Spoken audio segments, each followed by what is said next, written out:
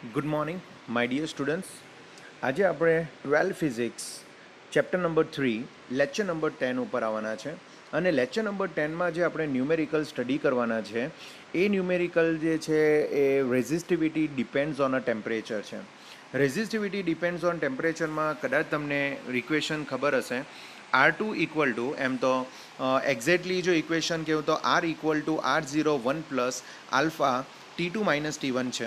અને અહીંયા તમને R2 equal two R1 1 plus alpha T2 minus T1 લખેલું છે.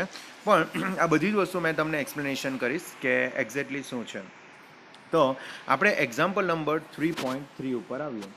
એક્ઝામ્પલ નંબર 3.3 જે છે એમાં આપણે એવું કહી શકીએ an electric toaster user nichrome for its heating element when negligible small current passing through it with a resistance at a room temperature 27 degrees Celsius is found to be 75.3 ohm.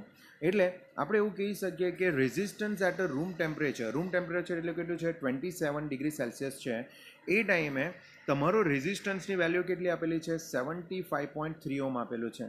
તો 27 degree Celsius જે છે એ temperature બરાબર as a T1 કહેવાશે. અને એ ટાઈમે જે તમારો resistance છે એને એઝ અ આપણે શું કહીએ R1 કહીએ. સો T1 equal to 27 degree Celsius and R1 equal to 75.3 Om. Now next, when the toaster is connected two 230 volt, એટલે વોલ્ટેજની વેલ્યુ તમને કેટલી આપેલી છે 230 વોલ્ટ આપેલું છે.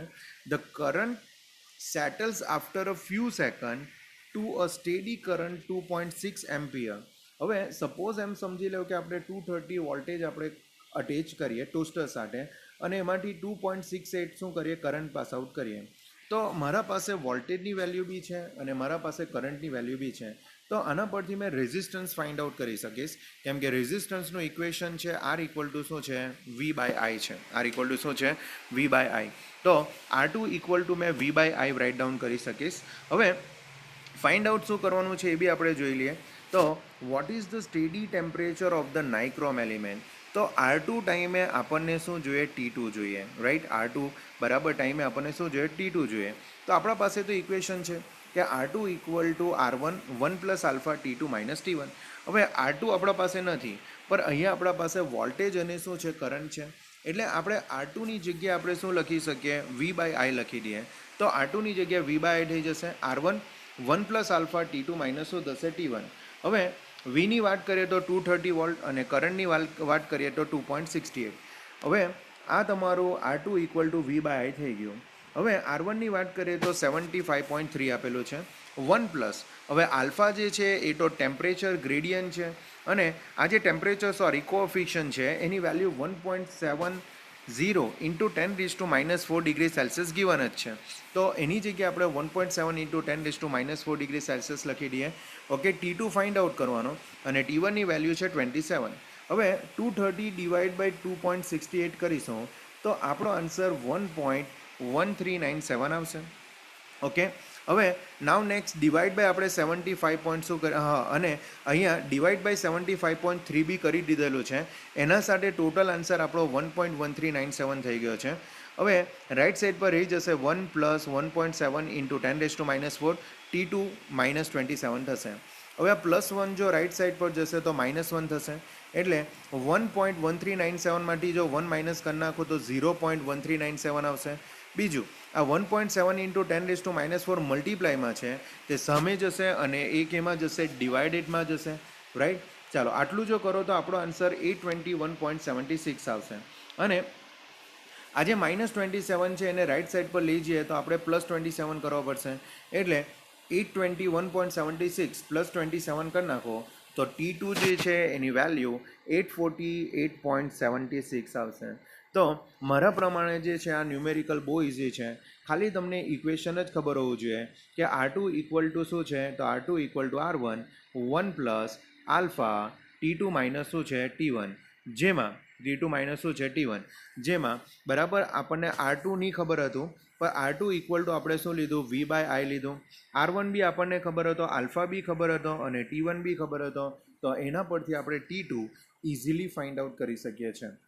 તો આ રીતે જે છે આપણો એક્ઝામ્પલ નંબર જે છે 3.3 કમ્પ્લીટ થાય. હવે નાવ નેક્સ્ટ આપણે નેક્સ્ટ એક્ઝામ્પલ પર જઈએ. નાવ નેક્સ્ટ એક્ઝામ્પલ જે છે એ આપણો 3.4 છે અને 3.4 બી એક્ઝેક્ટલી આના જેવો જ છે. જોઈએ. The resistance of the platinum wire of the platinum resistance thermometer at a ice point. સમજો, એટ અ આઈસ પોઈન્ટ એટલે તમે એવું કહી શકો કે 0 ડિગ્રી સેલ્સિયસ. 0 ડિગ્રી સેલ્સિયસે તમને રેઝિસ્ટન્સ આપેલો છે 5 રેઝિસ્ટન્સ તમને આપેલો છે 5 ઓહ્મ. તો ટી ઇક્વલ ટુ 0 ડિગ્રી સેલ્સિયસે R0ની વેલ્યુ આપેલી છે 5 ohm. At a steam point. Steam point એટલે બોઇલ પોઈન્ટ. બોઇલિંગ પોઈન્ટની વાત કરીએ તો બોઇલિંગ પોઈન્ટ એ તમારું 100 ડિગ્રી સેલ્સિયસ થાય. તો 100 ડિગ્રી સેલ્સિયસે તમને રેઝિસ્ટન્સ આપેલો છે 5.39, બરાબર, 5.39. પર અહીંયા જે છે તમને રેઝિસ્ટન્સ 5.23 લખેલો છે, તો કદાચ 5.23 હશે, અહીંયા લખવામાં ભૂલ હશે. When the thermometer is inserted at a hot bath, the resistance of the platinum is 5.795. Calculate the temperature of hot bath. તો જરા સમજો, તમને જે છે આઈસ પોઈન્ટે, બરાબર, તમને જે છે આઈસ પોઈન્ટે જે છે રેઝિસ્ટન્સ તમને આપ્યો, સ્ટીમ પોઈન્ટે બી રેઝિસ્ટન્સ આપ્યો. હવે સ્ટીમ બાથનું તમને ટેમ્પરેચર નથી આપ્યો પણ તમને રેઝિસ્ટન્સ આપેલો છે. તો એ ટાઈમનું આપણે શું ફાઇન્ડ આઉટ કરવાનો છે? ટેમ્પરેચર મેઝર કરવાનું છે. તો સિમ્પલ વસ્તુ છે, જે તમારા પાસે R0, T0, R1 ને T1 છે, આટલી બધી વેલ્યુ પરથી આપણે આલ્ફા ફાઇન્ડ આઉટ કરી નાખીએ અને એ આલ્ફાની વેલ્યુ આપણે સેકન્ડ ઇક્વેશનમાં મૂકીએ તો આપણને શું મળી જશે? બરાબર, ટેમ્પરેચર મળી જશે. એટલે ધ્યાન રાખજો, ફર્સ્ટ જે તમારું આઈસ પોઈન્ટ ને સ્ટીમ પોઈન્ટ જે છે અને એમાં જે તમને રેઝિસ્ટન્સ આપેલા છે એના પરથી આપણે આલ્ફાની વેલ્યુ ફાઇન્ડ આઉટ કરીશું ને એ આલ્ફાની વેલ્યુ આપણે બરાબર R2 ને T2 માટે આપણે યુઝ કરીશું, જેનાથી બરાબર આપણો ક્વેશ્ચન સોલ્વ થઈ જશે. તો સમજીએ. તો પહેલાં આપણે આઈસ પોઈન્ટ, બરાબર, પહેલાં જે છે આપણે આઈસ પોઈન્ટ અને સ્ટીમ પોઈન્ટ માટે લઈએ તો R1 equal to R0 1 plus alpha T1 minus T0 થશે. R1ની વેલ્યુ 5.23 છે, R0ની વેલ્યુ 5 છે ને 1 પ્લસ આલ્ફા ટીની વાત કરીએ તો ટેમ્પરેચર સ્ટીમ પોઈન્ટનું 100 ડિગ્રી સેલ્સિયસ ને આઈસ પોઈન્ટનું કેટલું છે? 0 છે. તો 100 માઇનસ 0 એટલે 100 થશે. 5.23 ડિવાઈડ બાય 5 થશે તો 1.046 થશે, રાઈટ. હવે આ પ્લસ 1ને આપણે લેફ્ટ સાઈડ લઈ જઈએ તો માઇનસ 1 થશે, એટલે 0.046 ઇક્વલ ટુ આલ્ફા ઇન્ટુ શું થશે? 100 થશે. એટલે આલ્ફાને જો ફાઇન્ડ આઉટ કરીએ તો આલ્ફાની વેલ્યુ 0.046 ડિવાઈડ બાય કેટલા થઈ જશે? 100 થશે. ને ડિવાઈડ બાય જો આપણે 100 કરીએ તો આપણી વેલ્યુ જે છે 0.000 કેટલા થશે? 46 થશે. અને એનો યુનિટ જે છે એઝ આપણે ડિગ્રી સેલ્સિયસ રાઇટ ડાઉન કરી શકીએ. હવે આ આપણે જે છે આઈસ પોઈન્ટને સ્ટીમ પોઈન્ટ પરથી આપણે આલ્ફા ફાઇન્ડ આઉટ કર્યું.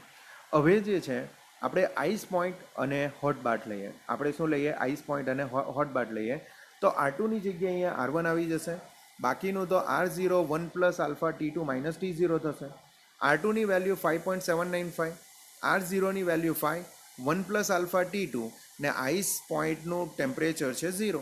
હવે 5.795 ડિવાઈડ બાય 5 કરી નાખશો તો 1.159 થઈ જશે. પછી પ્લસ 1ને આપણે લેફ્ટ સાઈડ લઈ જઈએ તો 0.059 થઈ જશે.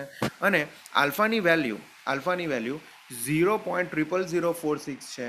એના થ્રુ એ જો તમે ડિવાઇડેડ કરી નાખશો તો આપણો આન્સર જે છે 345.7 ડિગ્રી સેલ્સિયસ આવશે. કેટલો આવશે? 345 કેટલા આવશે? 7 ડિગ્રી સેલ્સિયસ આવશે. તો આ રીતે જે છે આપણે T2 ફાઇન્ડ આઉટ કરી શકીએ છીએ. તો ખાસ ધ્યાન રાખજો, આઈસ પોઈન્ટને સ્ટીમ પોઈન્ટ પરથી આપણે આલ્ફા ફાઇન્ડ આઉટ કરીશું અને પછી એ જે તમારો આલ્ફા મળશે એને આપણે હોટ બાથ સાથે કમ્પેરિઝન કરીને આપણે T2 ફાઇન્ડ આઉટ કરી શકીએ છીએ. તો મારા પ્રમાણે તમને આ ક્વેશ્ચન બી ખબર પડી જવો જોઈએ. તો આપણે જે છે નાવ નેક્સ્ટ બરાબર ક્વેશ્ચન જે છે નેક્સ્ટ ટોપિકમાં આપણે જોઈશું. Thank you very much. By.